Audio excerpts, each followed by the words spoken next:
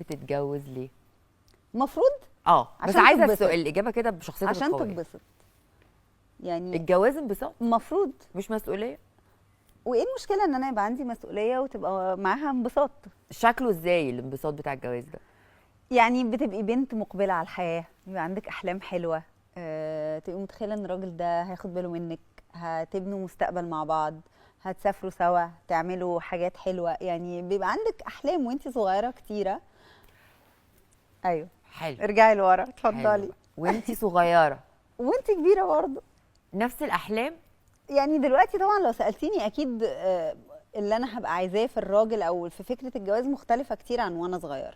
يعني النهارده مثلا انا مش مهتمه خالص بفكره الخلفه، وانا صغيره كنت اوبسيست بيها مثلا. اوكي. لكن النهارده عايزه حد يبقى اكتر، ما بحبش كلمه شريك حياه دي، بس هقول لك حد اكتر احنا اتنين صحاب وبنعرف نعمل كل حاجه مع بعض، زائد بنحب بعض.